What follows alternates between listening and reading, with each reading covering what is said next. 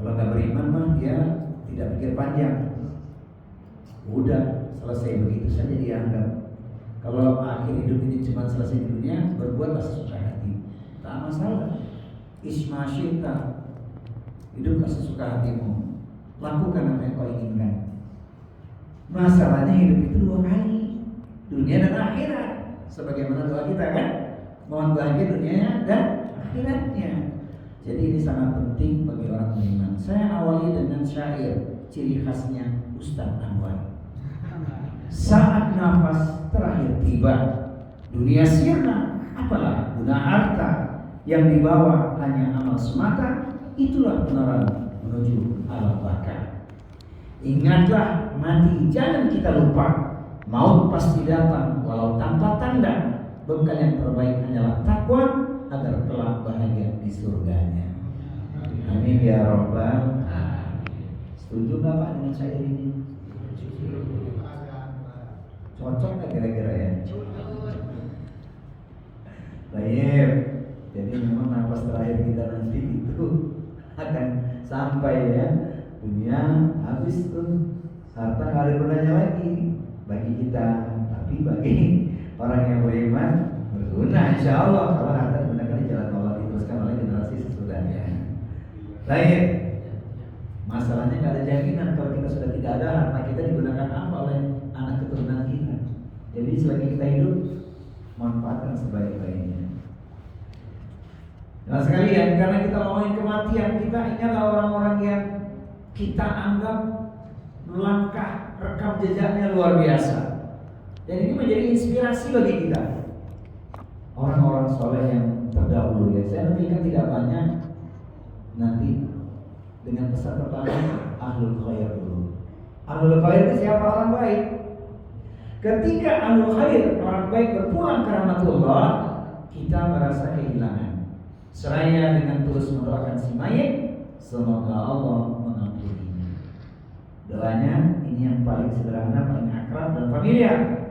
Allah maghfir lahu warhamhu wa'afihi wa'fu anhu wa akrim nuzulahu wa wasi' madkhalahu wa rizqhu bil ma'i wal thalji wal barad. Ini yang paling ringkas sederhana. Ya Allah, ampunilah dia, rahmatilah dia, selamatkanlah dia, maafkanlah dia, muliakan tempat tinggalnya, luaskan kuburnya, bersihkan dia dengan air salju dan embun. Kalau dia yang berpulang ke rahmatullah wanita, Allah maghfir laha wa'afiha wa'fu anha wa akrim nuzulah wa wasi' laha wa silha bil ma'i wassalji wal barad. Nah di Al-Quran ada sebuah doa yang menunjukkan luar biasanya persaudaraan antar orang yang beriman. Dan doa ini jangan lupa. Saya sedikit pesan nih kepada teman-teman semua, khususnya juga kepada keluarga. Jangan lupa setiap kita usai sholat fardu, bacalah doa ini, karena keutamaannya dahsyat. Itu Rabbana ighfir lana wa li ikhwanina alladziina sabaquna bil iman wa la taj'al fi qulubina ghillan lil ladziina amanu rabbana innaka ra'ufur rahim. Wahai Tuhan kami, ya Rabb kami, ampunilah kami dan saudara-saudara kami yang beriman lebih dahulu dari kami. Janganlah Engkau tanamkan ke dalam hati kami perasaan dengki atau kebencian kepada orang-orang yang telah beriman lebih dahulu dari kami. Wahai Tuhan kami, ya Rabb kami, sungguh Engkau Maha Pemurah lagi Maha Penyayang. Quran surat Al-Hasyr, surat yang ke-59 ayat yang nomor 10. Jangan lupa Bapak Ibu sekalian, usai sholat fardu baca doa ini. Apa fadilahnya? Ketika kita mengamalkan doa ini di dunia, ketika kita hidup, saat kita wafat nanti, saudara kita melakukan hal yang sama, doa juga mengalir untuk kita. Rumusnya yang kau buat itu yang kau dapat. Sebab ketika kita hidup, kita mendoakan saudara kita yang telah tiada. Jangan tinggalkan doa ini ya. Quran surat Al-Hasyr, surat 59 ayat nomor 10. Baik. Jadi ini ingat orang-orang baik ya Pak, ahlul khair. Siapa dia di antaranya? Masya Allah, kalau kita ingin tampilkan sekali orang-orang soleh itu. Tapi saya tadi kan tidak banyak lah, beberapa tokoh saja inspirasi buat kita. Pertama, Kiai Ahmad Dahlan menjadi Muhammadiyah karena mau dia berdiri dulu dibandingkan NU. Jadi nomor satu. Nomor dua, Kiai Hasyim Asy'ari, pahlawan nasional yang berdiri Nahdlatul Ulama. Generasi sesudahnya Buya Haka, kita tentu kenal dengan rekam jejak mereka ini dahsyat perjuangannya. Baik, saya tambahkan Kiai Maimun Zubair yang kalau bapak-bapak sekalian, ibu-ibu nggak bisa ketika umroh, nggak bisa ke Makkah ya, tapi bagi bapak-bapak yang sempat umroh gitu ya, atau ibadah haji sedang di Ramadan, tepatnya di Mekah, sempatkan waktu minta pada pembimbing supaya bisa ziarah ke makam beliau ini. Makamnya sederhana Pak, cuma batu doang, tapi di situ ditulis namanya ya. Masya Allah, mendoakan orang soleh kita dapat fadilahnya juga ke tangannya. Jadi kalau sudah di Mekah, jangan sampai momen itu lepas. Banyak orang soleh di sana luar biasa, termasuk Kiai Nawawi Al-Bantani. Masih banyak lagi, Masya Allah, itu inspirasi ketika kita di makam-makam untuk berdoa. Saya tidak singgung yang di Baki ya, karena kita sudah ngomongin tokoh khusus ini. Baik, kemudian ketika musim Covid, ulama yang satu ini luar biasa berpulang saat Covid, yaitu Syekh Ali Jaber. Beliau wafat pada saat Covid. Luar biasa. Salah satu pesan beliau yang saya ingat orang adalah jangan lupakan sedekah subuh. Itu paling banyak postingan tentang beliau bicara tentang keutamaan sedekah subuh. Alas. Kemudian dua tokoh ini adalah tokoh yang cukup fenomenal. Keduanya berjuang dengan Allah dalam keadaan beribadah kepada Allah. Luar biasa. Al-Ustaz Insan MS Mokokita berpulang di bulan Ramadan di BSD. Setelah dia menyampaikan ceramahnya, bulan Ramadan pula itu saat dia sholat ba'diyah. Nah ini luar biasa, meninggal di bulan Ramadan terus saya berdakwah. Kemudian seorang Ustaz yang Walani, mantan pendeta, juga meninggal saat khutbah Jumat, khutbah kedua di bulan haram Idul Adha 10 Zulhijjah. Kebayang nggak tuh? Emang bisa pesen Pak? Tuh kalau bisa pesen semua khotib-khotib ini saat khutbah tuh. Ketika khutbah pertama berapi-api, nggak ada tanda-tanda Pak. Khutbah kedua sampai ada postingan khusus kan, Ustaz Abdul Somad menjelaskan bagaimana ke akhir perjalanan hidup seorang Ustaz yang Walani. Luar biasa dakwahnya Pak. Masya Allah. Tahun 2017 saya sempat jumpa beliau di PRT waktu itu. Beliau belum viral ya, tapi buku yang beliau buat sudah ada sehingga disebarkan waktu itu. Itu berarti 18 tahun yang lalu jumpa beliau. Setelah itu tak pernah jumpa lagi. Baik, ini ilustrasi tapi juga menginspirasi ya, sekaligus sebagai motivasi kita. Saya tambahkan sedikit lagi, yaitu 8 tokoh syahid Palestina. Itu yang kita kenal dengan baik dua ya, Yasser Arafat dan Ismail Haniyeh. Nah ini Masya Allah, Palestina itu luar biasa perjuangan jihad. Saya tutup dengan foto ini, yaitu foto anak-anak yang syahid akibat agresi Israel baru ini di Gaza. Dan masih terus berlangsung itu genosida yang terjadi di Palestina. Takutkah mereka? Tidak. Ruh jihadnya luar biasa. Bukankah kematian yang paling indah itu kematian syahid ya? Walaupun kita berharap cepatlah Palestina merdeka. Kapan merdeka sebenarnya Allahu a'lam. Tapi faktanya sudah 78 tahun kan perjuangan luar biasa merdeka sebenarnya belum dimulai. Faktanya masih ada Gaza sampai hari ini. Nah itu perjuangan kita, lakukan sesuatu sesuai kemampuan kita lewat apa yang kita bisa. Kalau dari rezeki sisihkan tuh donasi ke Palestina berapapun semampu kita. Masya Allah. Alas, inilah mukadimahnya. Sampai di sini, billahi taufik wal hidayah. Gimana? Oh terus. Belum, ini baru mukadimah nih Pak. Ini baru mukadimah nih. Separuh main, sisa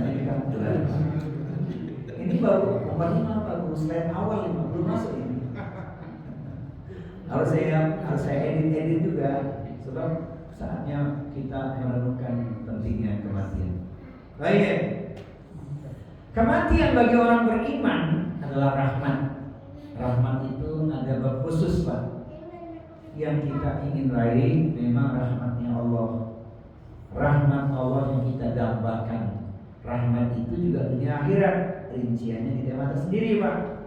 Menggapai rahmat Allah itu temanya dunia akhirat. Nah, di dalam hadis Ahmad dan Hakim, Rasul mengatakan sesungguhnya roh orang mukmin itu keluar saat wafat seperti tetesan air dari mulut kendi. Bayangkan saja betapa segarnya, betapa sejuknya. Kemudian di Al-Quran ayat yang menyebutkan bagaimana malaikat mencabut nyawa dengan lembut. Sambil dibuka ayatnya. Pembandingnya ayat yang pertamanya ya. Ini ayat yang kedua untuk orang beriman nih. Coba lihat ayat pertamanya dulu. Wa nazi'ati gharqa. Apa artinya? Surat 79 ayat pertama. Demi malaikat yang mencabut nyawa orang kafir dengan keras.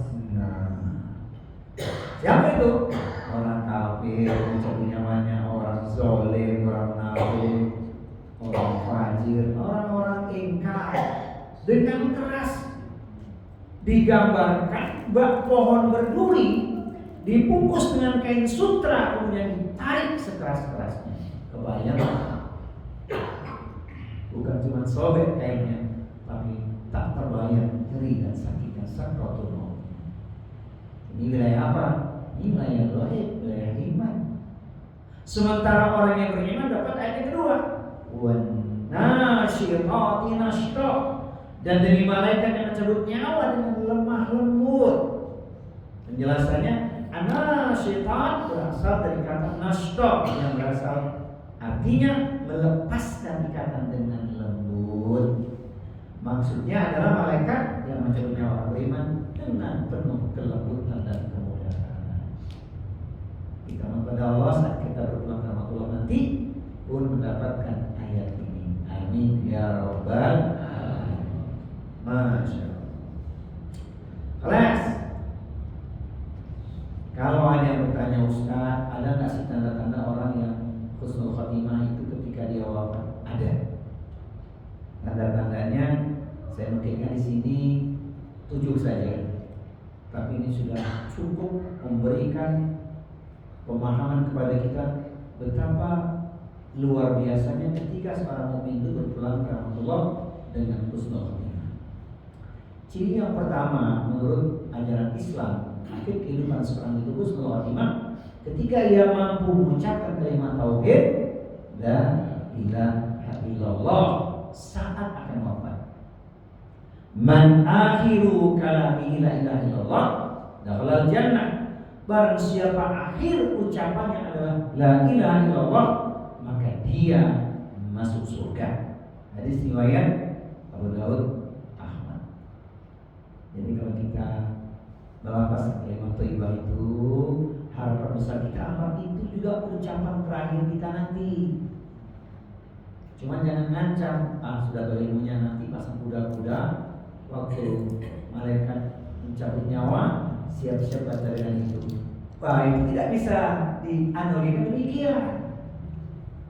Tapi ada besar kemungkinan seorang berpulang ke rahmatullah di atas kebiasaan baiknya. Bapak Ibu perhatikan, orang beriman bisa berpulang ke rahmatullah di atas kebiasaan baiknya. Langsung kita masuk nomor yang kedua, yaitu wafat dalam keadaan beribadah. Sedang sholat, sedang puasa, sedang membaca Al-Quran, zikrullah, bahkan puncaknya ketika seorang beriman dalam keadaan sujud dia berpulang ke rahmatullah. Dan contoh-contoh itu banyak. Saya ulangi Bapak Ibu sekalian, orang beriman bisa berpulang ke rahmatullah di atas kebiasaan baiknya. Sementara orang kafir, orang zalim, orang munafik, orang fajir, orang yang ingkar bisa mati di atas kebiasaan buruknya. Sedang maksiat nyawanya dicabut dan seterusnya. Kita berlindung kepada Allah Subhanahu wa taala. Na'udzubillah min dzalik. Itu tanda-tanda orang saleh Pak, berkurang kemampuannya dalam keadaan beribadah kepada Allah. Masya Allah. Kelas yang ketiga, wafat di hari Jumat atau malam Jumat. Nabi bersabda, tidaklah seorang muslim meninggal dunia pada hari Jumat atau malam Jumat kecuali Allah lindungi dari fitnah kubur. Hadis riwayat Ahmad. Sampai di sini pasti ada yang tanya, Ustaz, kalau itu enak ya meninggal malam Jumat hari Jumat? Iya, dengan catatan sedang beribadah, bukan sedang maksiat, ya. Jadi ada juga itu langkah-langkah kematiannya yang dia tempuh sebelumnya, sedang beribadah kepada Allah, bukan sedang maksiat. Kalau semua meninggal hari Jumat malam Jumatnya pasti husnul khatimah, tentu tidaklah benar. Jadi tetap dalam keadaan beribadah. Ini kan sebenarnya pelajaran buat kita untuk selalu ingat hari-hari itu ada momennya. Perhatikan Bapak Ibu, hari Senin keutamaannya apa? Puasa Senin. Ketemu Kamis, puasa Kamis. Malam Jumat, amalan khusus. Al-Quran kita baca, selain yang biasa kita baca, jangan lupa malam Jumat sampai hari Jumat baca surat Al-Kahfi. Ini diantaranya kan. Sabtu, Ahad, Senin, Selasa, Rabu tidak saya sebut. Tapi kalau ini diartikan yang baik bisa saja. Senin, tadi amalannya puasa. Lalu pas ketemunya ayam bid, Senin, Selasa, Rabu. Kan gitu kan. Pas ketemu ayam bidnya. Nah ini menjadi penjelas hari-hari itu memang ada sesuatunya gitu. Makanya hari Jumat hari yang luar biasa disebut Sayyidul Ayyam. Perbanyak kita bersolawat kepada Nabi, perbanyak kita mohon ampun kepada Allah, baca Al-Quran, zikrullah. Bapak sekalian pada Jumat segera ke masjid, sholat ittidal imam, sholat ittidal imam, menunggu imam datang. Jadi hari Jumat itu banyak amalan-amalan luar biasa. Masya Allah. Kelas yang keempat, wafat karena penyakit tertentu seperti meninggal. Kemudian karenanya apa sebabnya meninggal karena apa Pak? Wabah, penyakit perut, dan itu ada hadisnya, hadis Muslim. Meninggal tenggelam, meninggal terbakar, dengan catatan dia dalam ketaatan. Dia menderita sakit, dia tetap beribadah. Jangan disalah artikan nih. Meninggal Ustaz tapi sedang mancing. Tentu beda kondisinya ya. Allah alam tuh. Tapi ada kejadian yang besar dan sudah terjadi saat tsunami kan. Ketika musibah menimpa dimanapun di muka bumi ini, tidak pandang bulu, hanya statusnya beda di sisi Allah. Orang beriman, apapun musibah menimpa dia sedang zikrullah, sedang berzikir pada Allah, sedang ibadah. Dia meninggal dalam keadaan husnul khatimah. Ini musibah orang beriman luar biasa. Ya, dengan catatan sakit yang diderita tidak membuat dia meninggalkan ibadah. Masya Allah, ini saya tambahkan nomor yang kelima karena ada hubungannya ya. Yaitu wafat dalam keadaan sedang syahid di medan jihad, sedang berperang di jalan, sedang berdakwah, sedang menyampaikan ilmu syar'i dan juga sedang thalabul ilmi. Semoga kita termasuk di dalamnya. Amin. Ya Rabbal Alamin. Jadi jangan heran kalau thalabul ilmi itu merupakan jihad. Tadi ada ayatnya sudah dibaca tuh. Perang saja nggak boleh semuanya ke medan pertempuran, harusnya thalabul ilmi kan, supaya jadi cerah bagi kaumnya. Jalan mudah ke surga diantara dengan thalabul ilmi. Masya Allah. Banyak dalilnya, tidak usah saya ulang lagi.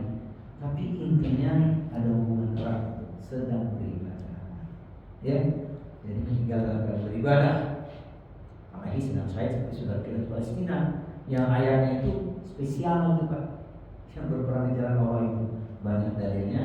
Salah satu di antaranya kita punya peluang ya dengan ayat Allah yang satu ini, Quran surat At-Taubah surat 9 ayat 111. Innallaha ashtara minal mu'minina anfusahum wa amwalahum bi anna lahumul jannah yuqatiluna fi sabilillahi fayaqtuluna wa yuqtaluna wa'dan 'alaihi haqqan fit Taurati wal Injil wal Quran.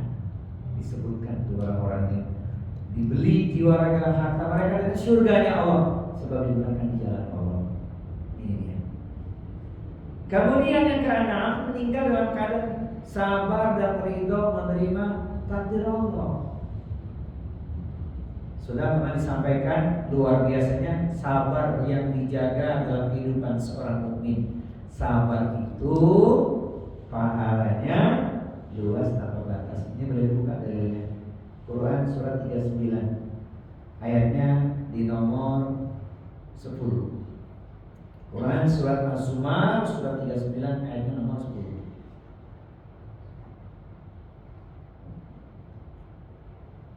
Katakanlah Muhammad, wahai hamba-hambaku yang beriman, bertakwalah kepada Tuhanmu. Orang-orang yang berbuat baik di dunia ini akan memperoleh kebaikan. Bumi Allah itu luas. Sesungguhnya hanya orang-orang yang bersabarlah yang disempurnakan pahalanya tanpa perhitungan. Alias tanpa batas. Jadi kalau kita dalam perjalanan hidup ini mengalami hal tidak menyenangkan, Pak Ibu, jaga kesabaran kita. Hadis Bukhari Muslim yang Nabi mengatakan, "Ma yusibul muslima min nasabin wala wasabin wala hammin wala husnin wala adza wala ghammin hatta syaukati yushakuha illa kafarahu biha min khotoyahu." Tidaklah satu musibah yang ditimpakan pada diri setiap muslim, penderitaan, sakit, kesedihan, gangguan, gundah hati, bahkan sekalipun duri yang menusuknya, kecuali menjadi penghapus dari dosa-dosa dan kesalahan-kesalahan. Bapak Ibu sekalian, sehat dosa bertambah, sakit dosa diampuni, pilih mana? Sehat ampuni. Bu, sakit dosa diampuni, sehat dosanya bertambah, pilih mana Bu? Maunya begitu ya. Tapi itu ada syaratnya Pak. Ketika sehat tetap ibadah, maksimalkan amalan terbaik. Waktu sakit kita tetap dapat pahala. Sebab tak selamanya kita sehat.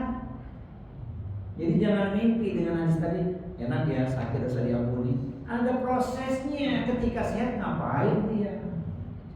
Itu rekam jejak itu tidak bisa didustai, tidak bisa ditinggalkan itu.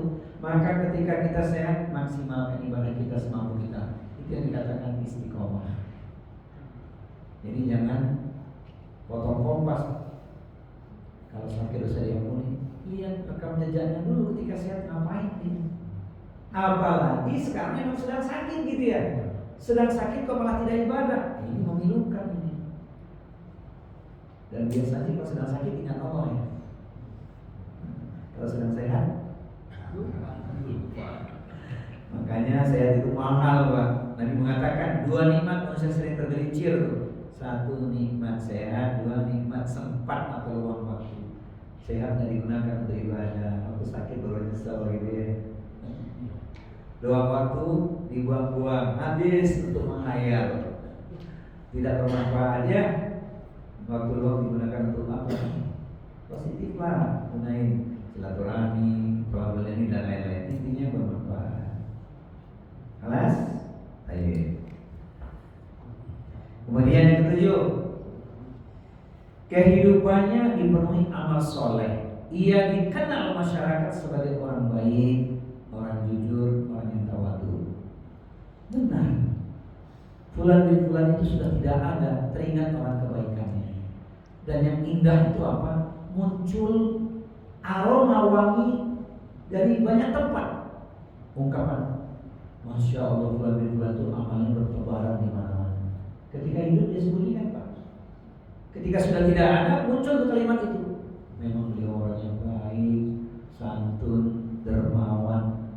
Tidak usah sebut nama tokohnya ya, tapi kita pasti pernah merasakan itu orang yang dinilai baik oleh banyak orang. Itu ungkapan orang Indonesia kan? Gajah mati meninggalkan gading, harimau mati meninggalkan lah. manusia wafat meninggalkan nama baik. Itu persoalan.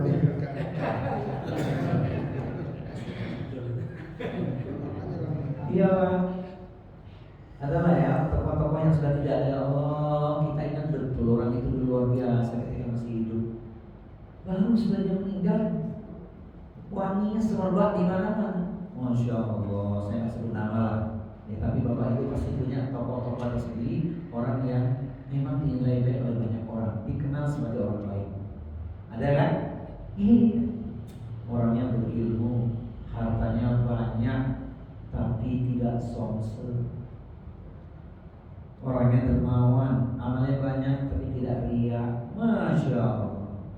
Orangnya tinggi, luas, pengalamannya banyak, tapi tawadhu, rendah hati. Masya Allah. Dan ada tokoh-tokoh itu pernah kenal kita pasti di setiap tempat selalu ada. Jadi teringat ungkapan menarik seorang sahabat Ali bin Abi Thalib, dan itu berulang. Waladaka ummuka yabna Adam bakiyan wan nasu hawlaka yatakuna surura. Ibu wahai bani Adam telah melahirkanmu dalam keadaan engkau menangis, sementara orang-orang di sekitarmu tertawa bahagia.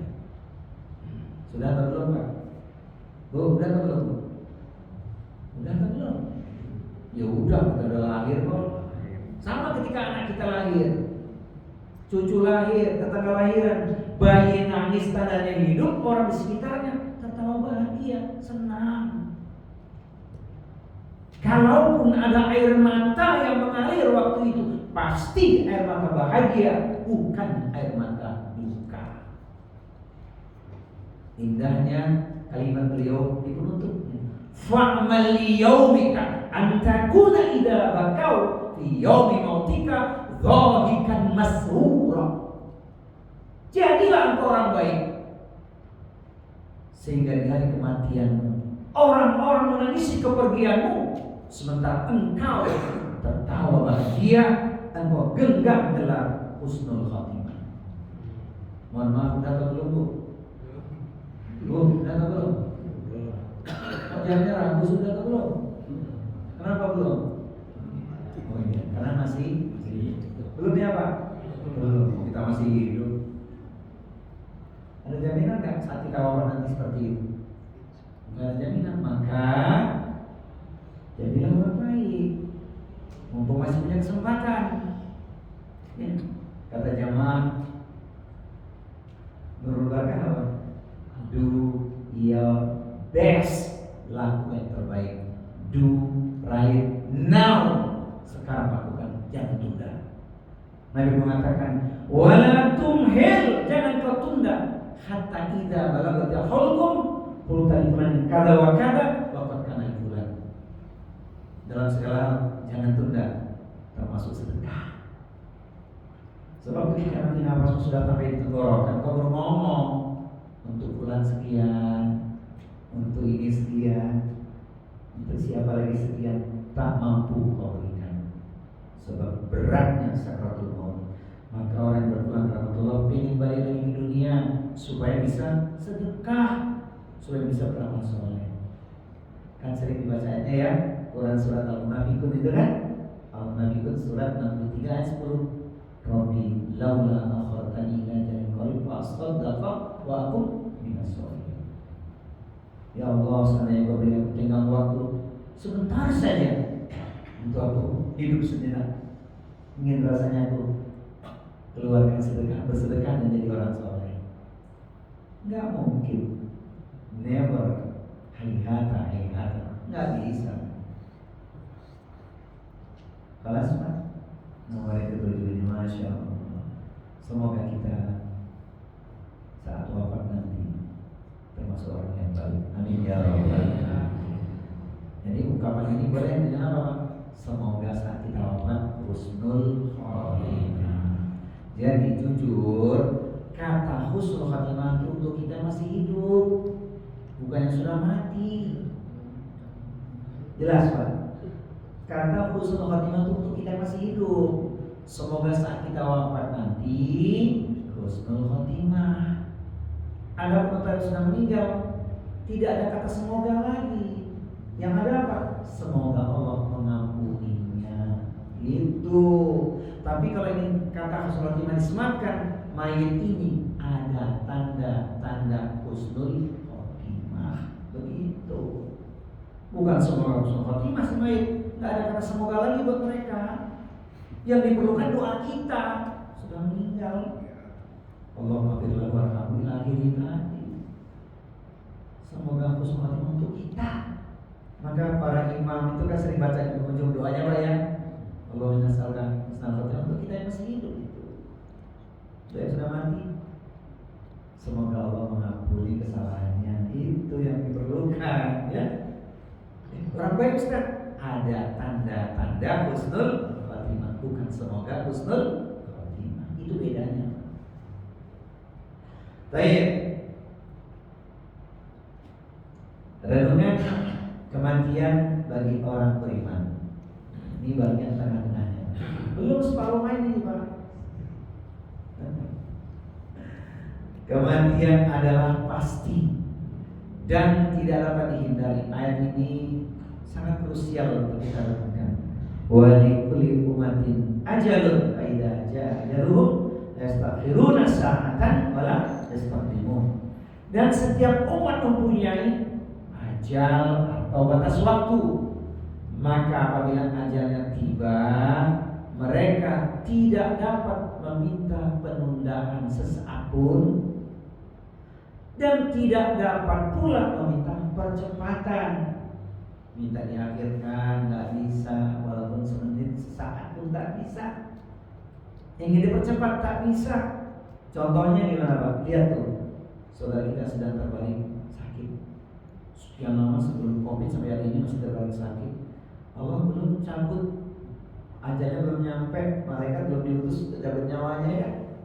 Masih hidup walaupun kondisi sangat memprihatinkan, memang belum waktunya.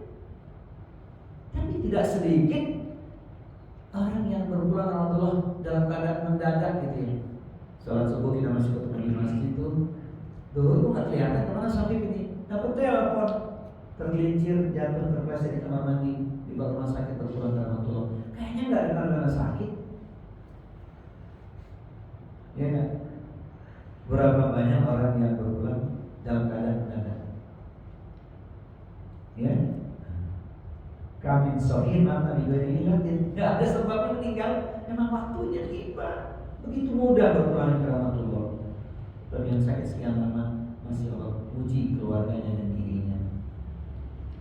Itu dia Pak ya. Jadi benarlah firman Allah Subhanahu wa taala di Quran, penguatnya surat Luqman, surat yang ke-31 ayat terakhir, ayatnya sama ayat 34 juga. Wa man tadri nafsun madza taksibu ghadan wa man tadri nafsun bi ayyi ardin tamut. Dan tidaklah ada seorang pun yang tahu dengan pasti apa yang akan dia lakukan esok pagi. Tak pula ada seorang pun yang tahu di bumi mana dia akan mati. Jadi jangan potong kompasnya. Kita nggak tahu yang terjadi esok pagi. Ada yang dikasih umur panjang gitu, Masya Allah, sampai hari ini masih hidup 105 tahun, ada jamaah tuh 105 tahun masih hidup lah. Luar biasa. Ini rahasianya apa ya? Rahasianya nggak ada, kebiasaan baik saja. Bukan rahasia kebiasaan baik itu kan. Masya Allah. Gimana dengan kita nanti ini? Berapa jatah hidup kita lagi di dunia ini? Allah alam ya. Tapi boleh bermohon nggak Pak? Umur panjang banyak amal kebaikan boleh niat. Bukankah itu kata Rasulullah ya? Barunas mantara umruhu wa hasuna amaluhu. Sebagai manusia yang panjang umurnya banyak amal kebaikannya. Sebab kalau kita ditanya hari ini udah cukup, kalian belum? Jawabannya sama kita, belum cukup kalau kita rasanya. Tapi siap tidak siap kan harus terima jika waktu itu telah tiba. Karena itu berhati-hati kita, jaga diri kita ya. Dengan apa menjaganya? Di antara menjaga taubat sepanjang hayat. Panas? Baik, sekarang yang kedua. Kematian adalah gerbang menuju akhirat. Inilah surat cinta Allah yang kita inginkan saat datangnya kematian. Dapat surat cinta Allah ayat ini, berpulangnya dengan tenang, senyum, nikmat, malaikat bersamanya. Itu Allah sebutkan di Quran pada surat Fussilat, surat yang ke-41 ayat nomor 30. Innal ladzina qalu rabbunallahu tsumma istaqamu tatanazzalu alaihim malaikatu alla takhafu wa la tahzanu wa abshiru bil jannati allati kuntum tu'adun. Sesungguhnya orang-orang yang mengatakan Rabb kami adalah Allah, kemudian mereka tetap istiqomah, akan turun malaikat kepada mereka pada saat kematian. Kemudian malaikat mengucapkan kalimat ini, jangan kamu takut dan jangan bersedih hati, telah dipersiapkan untukmu surga. Ini surat cinta yang luar biasa di akhir ayat kita, Pak. Insya apakah enak waktu dapat surat ini? Ya Allah karim. Ada lagi yang lainnya, tapi tidak saya sampaikan sekarang karena nanti penghujung lagi. Dan itu jadi doa penutup juga biasanya kita saat khutbah. Baik, saya tambahkan karena memang masih panjang nih Pak, yaitu sampai lembar ini. Sampai lembar ini ya Pak. Berikut manfaat merenungkan kematian bagi orang beriman. Pertama, mendorong untuk taubat dan memperbaiki diri. Ingat mati pasti ingat taubat.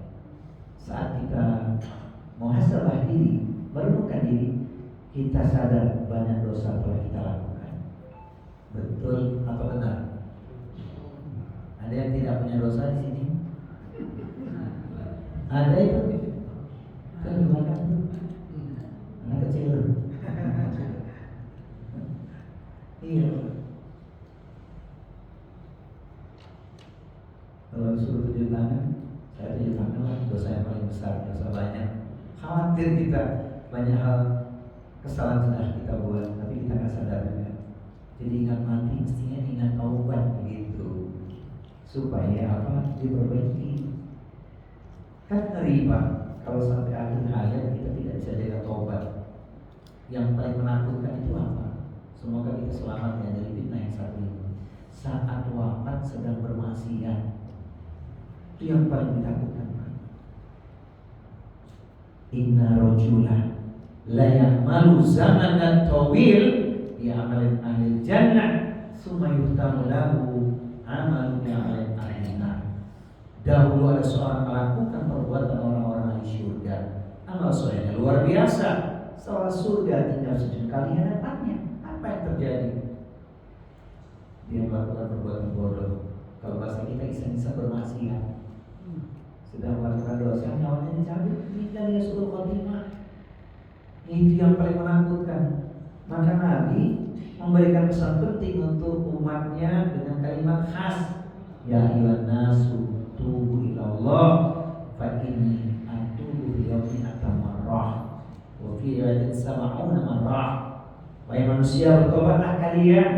Sesungguhnya aku mohon ampun kepada Allah, bertobat 100 kali dalam sehari. Di riwayat yang lain 70 kali. Itu Rasulullah maksum, gak punya dosa, terjaga. Awal dulu, akhir dulu. Sementara bagaimana dengan kita ini? Hati-hati, jangan bisa bermaksiat. Maka tobat itu luar biasa Pak. Kalau kita bertobat, Allah berubah hidup kita. Diubah hidup kita oleh Allah. Jadi apa? Jadi lebih baik. Jaminannya apa? Oh, jaminan luar biasa. Ini supaya kita dapat pencerahannya ya Pak. Karena tobat harus taubatan nasuha. Apa ujungnya? Surat 66 ayat 8 terjemahannya. Ya ayyuhalladzina amanu tubu ilallah taubatan nasuha. Tobat surga ujungnya. Masya Allah. Lihat ayat ini. Quran surat 66 At-Tahrim ayat yang ke-8.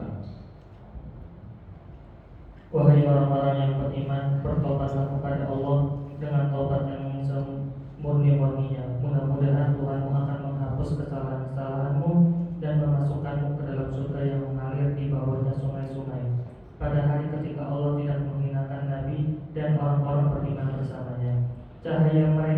memanjat di hadapan dan di sebelah kanannya. Mereka berkata, "Ya Tuhan kami, sempurnakanlah untuk kami cahaya kami dan ampunilah kami. Sesungguhnya Engkau Maha Kuasa atas segala sesuatu." Tuhan, jadi jangan mimpi pengen masuk surga kalau nggak tobat. Dengan tobat dibersihkan tuh, dia nasihat. Itu nasihat. Hasanah itu nasihat. Kebaikan menghapuskan keburukan. Dan Allah memberi janji yang luar biasa di ayat berikut ini. Yakin Allah merubah hidup kita kalau kita betul-betul tobat. Kalau sudah kata hidup itu bukan sekedar amalan kita, tapi kehidupan kita jadi lebih baik.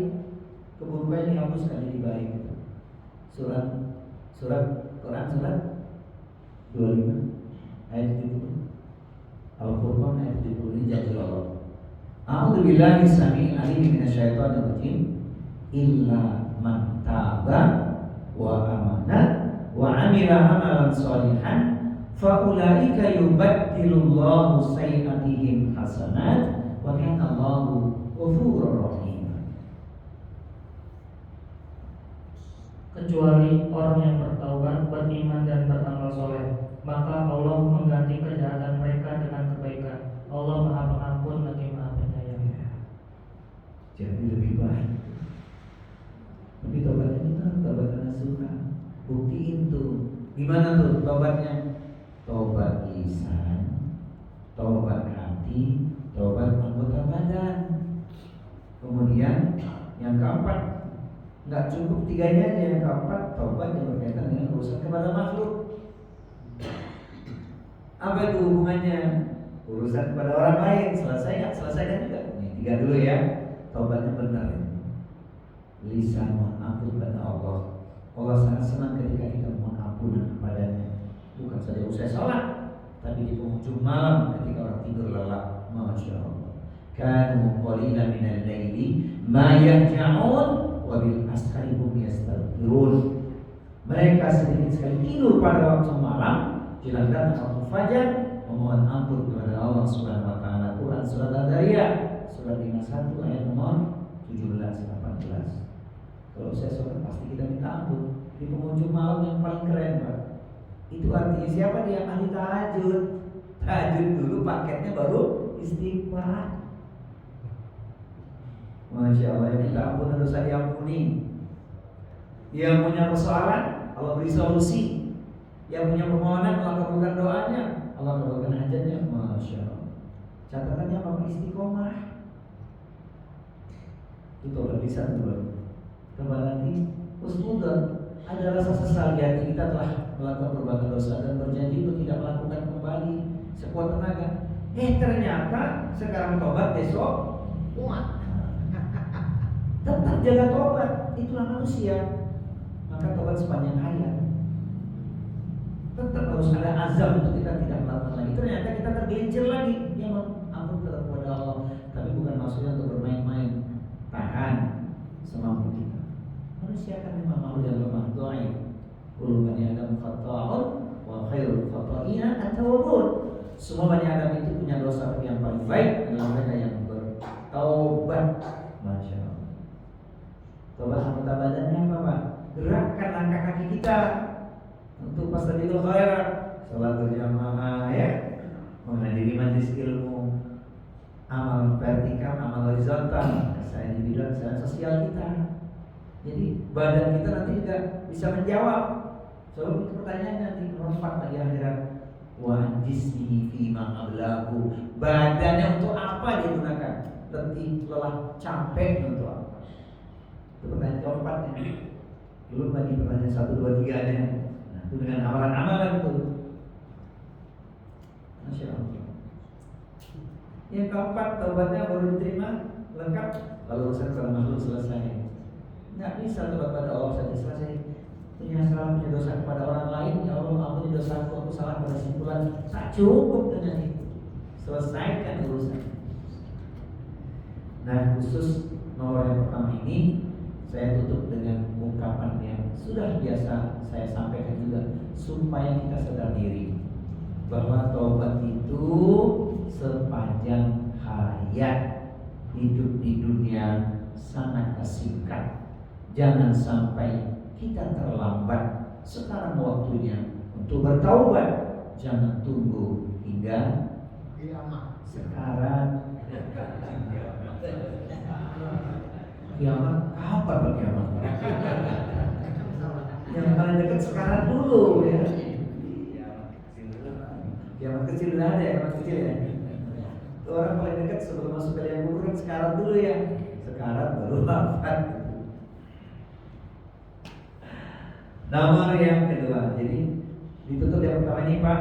Dan bertobatlah kalian semua kepada Allah, wahai orang beriman, agar kalian beruntung. Quran surat An-Nur surat 24 dan 31. Kemudian yang kedua, kita sampai di sini dulu Pak, karena ini penjelasannya juga menarik ini.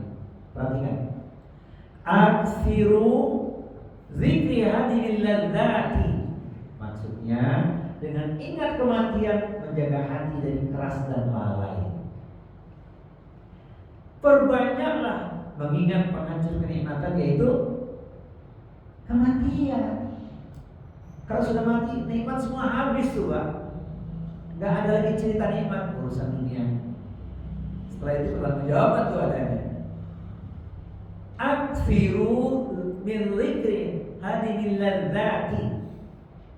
Akfiru min dzikri hadhil ladzati. Perbanyaklah mengingat penghancur kenikmatan, yaitu kematian. Kenapa? Apa manfaatnya? Nabi mengatakan, fa innahu la dzakarahu ahadun fi dzikrin illa wasa'allahu alaihi. Karena tidaklah seseorang mengingatnya dalam keadaan sempit kecuali Allah akan melapangkannya. Saya baca lengkap dulu ya. Wala dzakarahu fi sa'atin illa dhayaqallahu alaihi. Dan tidaklah mengingatnya dalam keadaan lapang kecuali Allah akan menyempitkannya baginya. Mohon maaf Bapak Ibu sekalian, kira-kira hadis ini sudah paham belum penjelasannya? Yang sudah paham boleh pulang duluan Pak. Ini biar gak ngantuk ini. Paham gak Bu? Coba ya saya ulangi kalimatnya ya.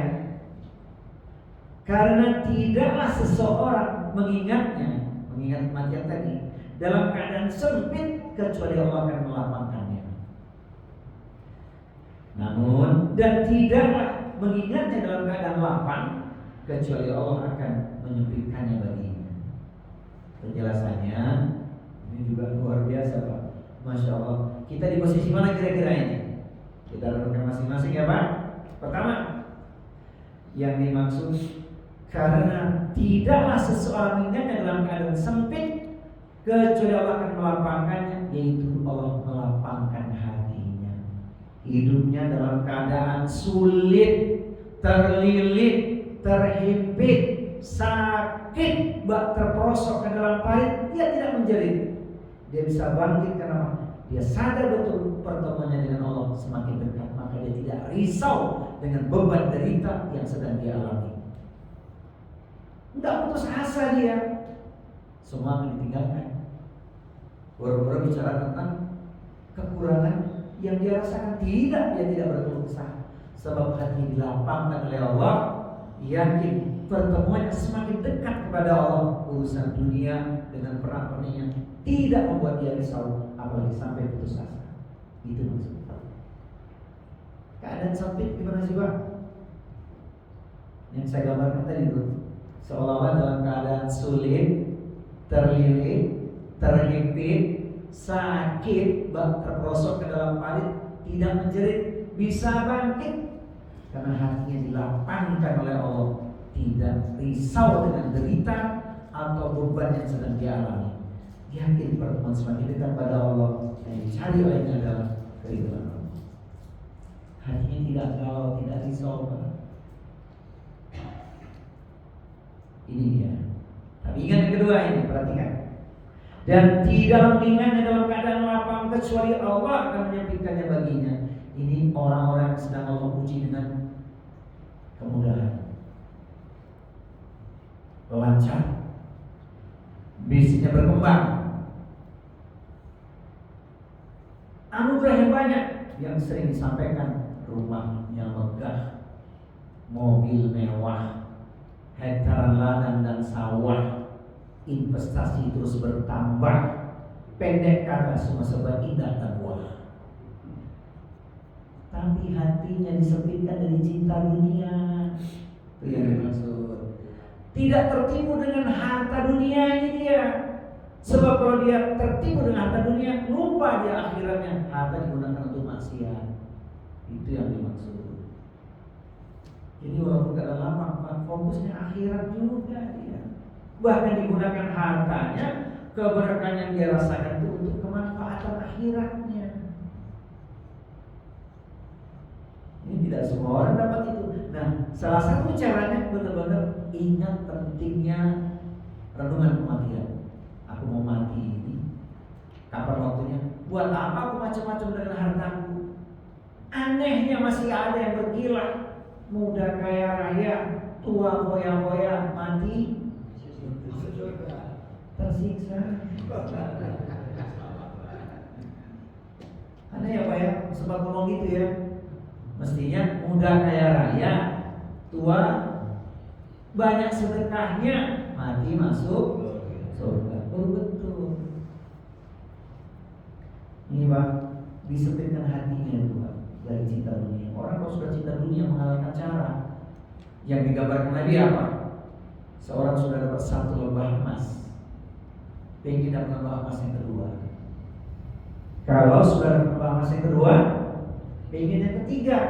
Baru berhenti ketika mulutnya sudah disumpah dengan pasir alias wassalam. Ada kayak gitu Pak? Gak ada habisnya dalam dunia yang kurang saja. Kurang apa tuh Pak? Kurang bersyukur. Ada nggak dalam kehidupan ini? Iya, itu fitnah zaman yang mengatakan dalam Tirmidzi, inna likulli ummatin fitnah wa fitnatu ummati al-mal. Hadis sahih riwayat Tirmidzi. Semua umat itu ada fitnah, ada ujiannya. Umat ujiannya apa? Kegilaan kepada harta. Bukan nggak boleh kaya, boleh kaya. Nih di lembar berikutnya nanti ada. Kaya boleh banget Pak. Siapa yang ingin tidak kaya? Pengen kaya, tapi ada syaratnya. Apa itu? Kita jumpa di kesempatan bulan depan. Masih panjang nih Pak. Iya. Nah, saya tanya Bapak Ibu, jadi pilih mana Pak? Uang sedikit, hati tenang.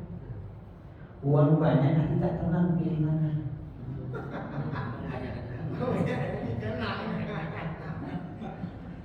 Pak pilih mana Pak? Namanya milih sih boleh aja ya. Biarlah uang banyak hati tenang. Namanya gitu ya. Mau punya. Yang tahu keadaan sesungguhnya siapa? Allah. Masing-masing saja kita introspeksi. Jadi Bapak Ibu sekalian, ingat tidak ada orang yang bisa mencapai semua keinginannya. Bersyukur kepada Allah. Bersyukurnya jangan pakai tapi. Kita bersyukur masih pakai tapi sih. Loh, masih pakai tapi nggak bersyukurnya? Ada tetangga pulang dari kampung ngasih oleh-oleh. Udah dikasih oleh-olehnya, ibu terima, pertama terima bilang apa? Alhamdulillah. Begitu dibuka, tapi cuma sedikit, cuma sedikit. Enggak terima kasih. Itulah manusia ya. Kalau uang belanja dari suami ibu terima amplopnya, bilang apa pertama kali itu? Alhamdulillah. Begitu dibuka, kurang.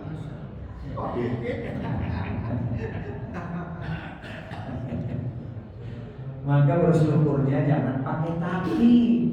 Syukur alhamdulillah, udah selesai gitu loh. Bersabarnya pakai batas nggak? Sorry bro, sabaranku ada. Kita jumpa di lain kesempatan insyaallah ya. Tuh nggak terasa tuh 10 menit lebih jam 9 ya. Iya. Mau kita paksain? Jangan ya. Nggak enak ya. Nggak sejuk nanti ya. Ada poin-poin penting untuk renungan kita saatnya. Ya, yang sedikit semoga bermanfaat ya. Bapak Ibu sekalian, akhirnya kita kepada Allah SWT. Semoga kita dijadikan orang yang target jadi orang baik aja Pak. Orang baik itu dikenang, Masya Allah. Orang banyak merasa kehilangan, seperti kata Bang Haji. Kalau sudah tiada, baru terasa. Terasa apa? Kehilangan. Karena kehidupannya sangat berharga. Apakah kita itu diantaranya? Semoga nanti ya. Nanti, sekarang belum. Seperti orang selain itu. Ya ini saja kita close dulu sampai di sini. Nanti kita jumpa kesempatan yang akan datang insyaallah. Subhanallah wa bihamdika asyhadu an la ilaha illa anta astaghfiruka wa atubu ilaik. Wa akhiru da'wana alhamdulillahirabbil alamin. Mohon maaf lahir dan batin. Wassalamualaikum warahmatullahi wabarakatuh. Alhamdulillahirabbil alamin. Langsung saja pada malam hari ini semoga yang kita dapatkan bermanfaat untuk kita semua. Mari kita tutup dengan membaca hamdalah bersama-sama. Alhamdulillahirabbil alamin. Kurang lebihnya mohon maaf. Wassalamualaikum warahmatullahi wabarakatuh.